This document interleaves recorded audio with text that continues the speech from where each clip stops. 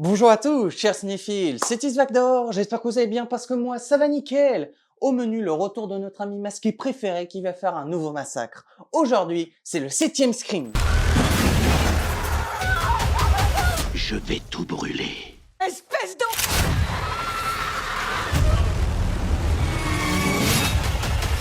Scream 7 est un film d'épouvante et d'horreur sorti le 25 février 2026 et réalisé par Kevin Williamson qui est connu en tant que réalisateur pour avoir fait Monsieur Tingle, mais il est surtout connu en tant que scénariste pour avoir littéralement fait le scénario de toute la franchise Scream. Lorsqu'un nouveau Ghostface surgit dans la paisible ville où Sidney Prescott a reconstruit sa vie, ses pires cauchemars refont surface. Quand sa fille devient la prochaine cible, Sidney n'a d'autre choix que de reprendre le combat. Déterminée à protéger les siens, elle devra affronter les démons de son passé pour tenter de mettre fin, une bonne fois pour toutes, au bain de sang. Franchise qui a une place particulière dans mon cœur, les Scream ont toujours été des films qui m'ont intrigué. Bien sûr, je les ai découverts à partir du 5e et le 6e. Le 6e pour laquelle j'ai fait une critique dessus il y a quelques années maintenant et qui est dispo dans la description si ça vous intéresse. Mais après avoir découvert le 5 et le 6, j'ai fini par découvrir du coup les 4 autres.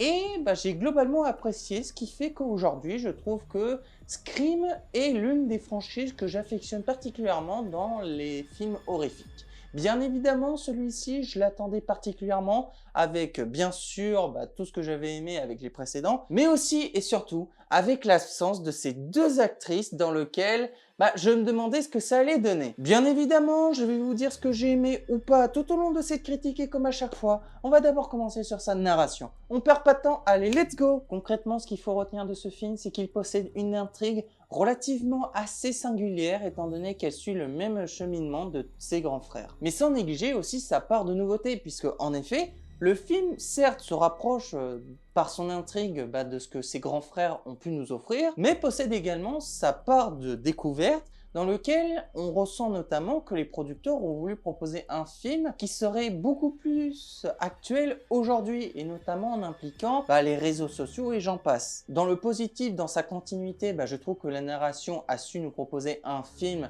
extrêmement intense dans lequel on est toujours sur l'œil qui vive, on est vraiment tendu sur les scènes qui nous est présentées, on arrive même à sursauter la plupart du temps et pourtant je suis quelqu'un qui a vu je ne sais pas combien de films, même les Scream à proprement parler, et du coup j'arrête pas d'analyser pour me dire là ce moment-là il y a quelque chose qui va sauter sur le personnage et pourtant ce film a tout de même réussi à me surprendre la plupart du temps et notamment sur la scène d'intro avec un petit subterfuge que j'ai relativement bien apprécié et au niveau du négatif, ce qui m'a déplu, c'est l'intelligence des personnages. Alors oui, c'est un slasher adolescent, oui, les personnages là-dedans ne sont pas toujours malins, mais là, à ce niveau-là, n'importe qui bien constitué voit un truc bizarre, ne n'anaille pas directement vers le lieu où on voit le truc bizarre, où on l'entend.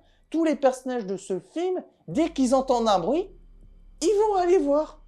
Les gars, moi si je suis tout seul dans un lieu sombre et que j'entends un bruit, je m'en bats les couilles. Je prends mes affaires, je saute par la fenêtre, j'en sais rien, je me casse, je ne vais pas vers le bruit. Ça, c'est vraiment l'élément qui m'avait déplu. Et il y a énormément de scènes où on voit un personnage y aller en solo, il entend un bruit, il se dirige vers le bruit et d'un coup, oh mince, le méchant! Et oui, je sais que c'est une formule qu'on connaît déjà du premier film, mais à un moment donné, avec le temps, ça devient un putain de cliché. Au niveau de sa qualité visuelle, sincèrement, je n'ai rien à dire de négatif. Alors, ce n'est pas du grand chef-d'œuvre qu'on avait pu le voir dans certaines critiques que je vous ai présentées, mais globalement, pour ce qu'il s'agit d'un film horrifique slasher, je trouve qu'il fait largement bien son travail.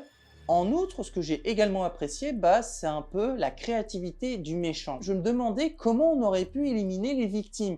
Mais pourtant, à chaque film, on arrive tout de même à me surprendre d'une certaine manière. Et c'est également le cas dans celui-ci en nous proposant des morts que je trouve plutôt mémorables. À travers son intégration, sa qualité visuelle, mais également sur les autres facteurs que je vais vous citer, à savoir l'immersion sonore, mais également sur le jeu d'acteur. Celui-ci a proposé des morts à la fois brutales, créatives, mais aussi d'une manière sans cœur. Pour le cas de la musique, c'est Marco Beltrami qui est responsable des compositions de ce film, qui a également composé les musiques de Nine Perfect Strangers ainsi que celles de Renfield. Le film continue le style musical de ses grands frères tout en le rendant plus moderne. Depuis le premier Scream, la musique est très importante, elle ne sert pas seulement à faire peur, mais elle crée une tension constante. Et dans celui-ci, on entend des sons graves, des cordes inquiétantes et des silences bien placés qui rendent les scènes plus stressantes. La musique est efficace parce qu'elle fait monter le suspense sans trop en montrer. Parfois, elle augmente pour annoncer un danger, puis s'arrête brusquement pour surprendre le spectateur. Elle mélange modernité et tradition, ce qui garde l'identité de la saga tout en la renouvelant, et donc de renforcer la peur et le suspense tout en restant au service de l'histoire. Ensuite, les personnages de ce film, alors on en retrouve certains qui étaient présents tout au long de la franchise,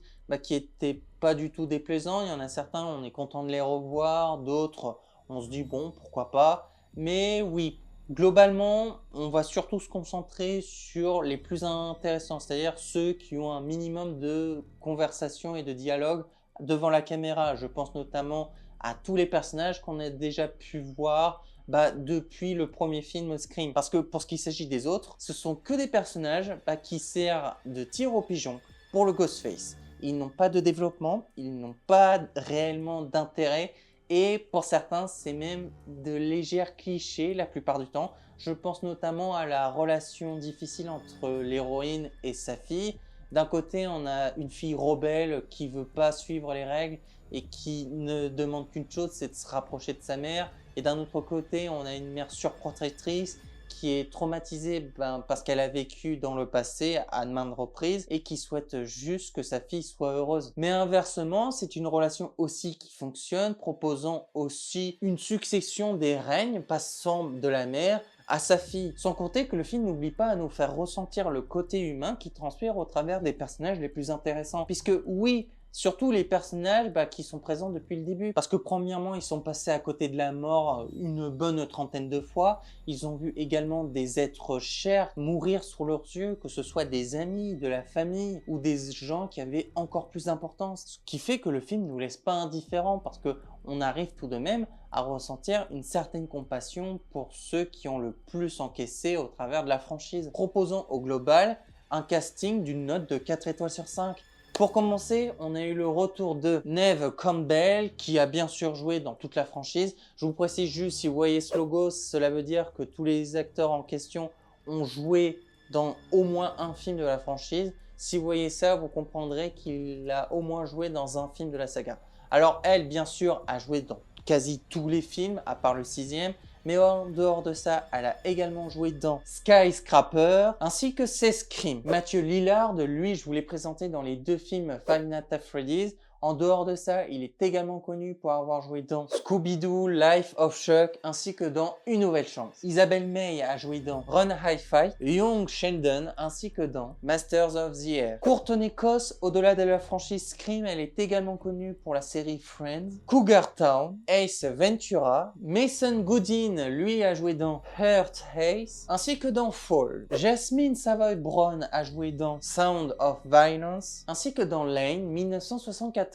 Anna Camp a joué dans la trilogie Pitch Perfect ainsi que dans Bright Hard. Pour conclure, ce 7e Scream s'inscrit dans la même continuité que ses grands frères en proposant d'un côté une narration assez connue, mais de l'autre côté son lot de découvertes, mais également assez appréciable au travers de sa qualité visuelle et sonore, avec un casting qui ne laisse pas indifférent, surtout les plus anciens et les plus vécus de cette franchise. Mais oui, pour ce qui s'agit des autres, ce sont un peu désattardés. Pour moi, c'est un peu des personnages qui manquent de l'intelligence peut-être. Mais bref, pour moi, je trouve que c'est une bonne suite, pas une excellente suite, mais une bonne dans l'ensemble. Ce qui fait que pour moi, je trouve que Scream 7 est un film qui mérite la note de 14,5 sur 20. Voilà les amis, c'est la fin de cette vidéo, j'espère que ça vous aura plu. N'hésitez pas à me dire dans les commentaires ce que vous avez pensé de cette vidéo, mais également donnez-moi des conseils de films ou de séries